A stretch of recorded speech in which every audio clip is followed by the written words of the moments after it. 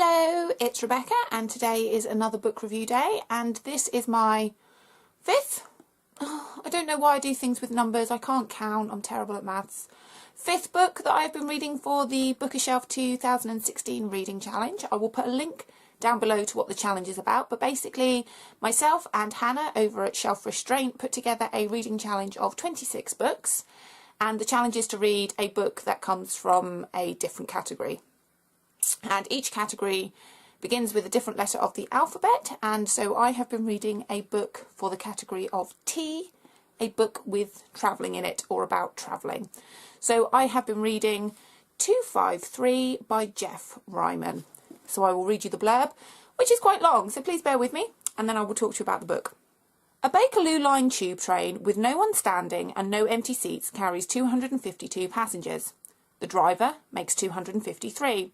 They all have their own secret histories, their own thoughts about themselves and their travelling neighbours. And they all have one page totalling exactly 253 words devoted to them. Each page a story, each page a novel. There are connections and rejections, chance meetings and frantic avoidance, bitter memories and sweet anticipation. Some characters are tragic, some are inspiring, some are mad, proud, foolish, infuriating, delete where appropriate, and some are just like the person near you right now.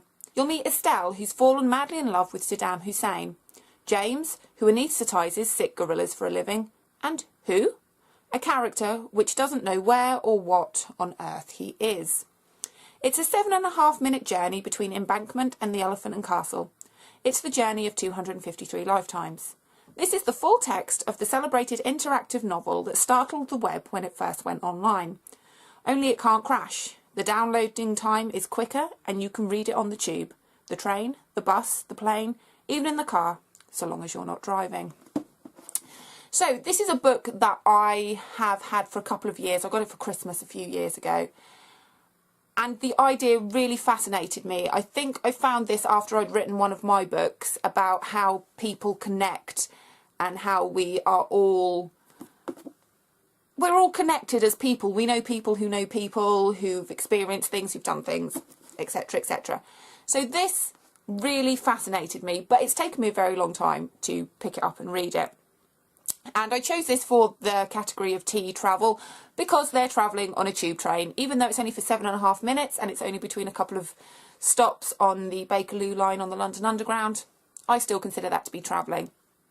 So, like the blurb said, each page is a different character and it's set out exactly the same way. So it starts off with their name at the top, then a very small paragraph, outward appearance, which obviously describes what they look like, what they're wearing, age, nationality, skin colour, all bits and pieces like that. Inside information, so that tells you a little bit about their job, where they live, what they do, and then what is he or she doing or thinking. So right now on the tube train, what is that person thinking about or what are they doing? And it's fascinating. I don't know about you, but I love people watching. I love sitting in a cafe or on a bus or train or whatever and looking at people and thinking, what are you doing? What are you doing sitting there on your laptop? What are you reading? What are you thinking about looking out the window? And this is pretty much what it is. So I don't know how well you can see, but like I say, it's split up into 3 parts and every page is the same. And the great thing about this is most of the characters aren't particularly outstanding. They are just regular people. They are people going to work. There's tourists. There's homeless people, police, just all different types of people, young, old, all different nationalities, all different sexes, well, 2 sexes. But there's a combination of all different types of people. And the really interesting thing about this, and this is where I like the idea of connection, is that it's a very long train and there are people in the first carriage who know people in the 6th carriage, but they don't know that they're both on the same train. And I think that's absolutely amazing how this can happen. I mean, I remember going into London once to meet a friend and we'd both planned to meet maybe at Camden, I can't remember. We'd both planned to meet somewhere obvious. And he was coming from a different direction as was I. And as I came through one of the corridors in the underground, he came out at exactly the same second of a different one. And it was a bit like, oh, hello. Oh, I'm meeting you in a little while down the way somewhere. And it was just absolutely fascinating that if one of us had been a second earlier or later, we both could have ended up on the same tube train, just in different carriages. And that was a bit of a weird thing where we bumped into each other like that. And you think, yeah, even if you go down to London just for a day, who knows, somebody else you might know might be on the train.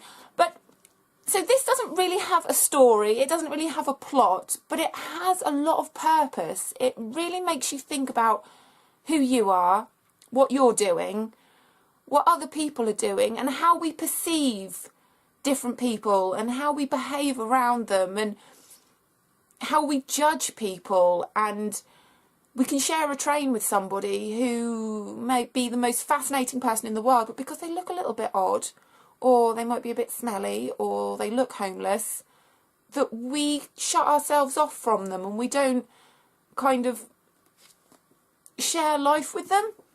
And on one of the trains, somebody starts a party and starts singing and asks everyone to join in. And there's obviously people who don't want to, who are a little bit nervous. I mean, if you're very, very English, who don't like doing anything that might embarrass oneself, because we like to keep ourselves very enclosed. But it is just lovely to see how different people behave and react to certain situations. And when the police get on the train, when people start behaving strangely.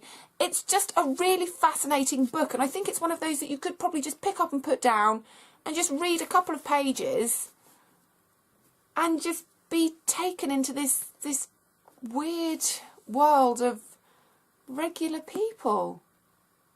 Very rarely do we read about regular people. They've always got something going on, and there's just people going to work, people coming home from a very late night out, people going to college, people having affairs, people on holiday, just regular, normal people. But really, really enjoyed it. It did take me a while to read, but I'm glad I did. A really, really enjoyable book. So if you'd like to hear any of my other book reviews, then please subscribe to my channel. I put new videos out every time I've read a book. I occasionally give writing advice, talk about my own writing, anything to do with books really. So if you like any of those kind of things, then please subscribe, and I will see you soon. Have a good day. Bye bye.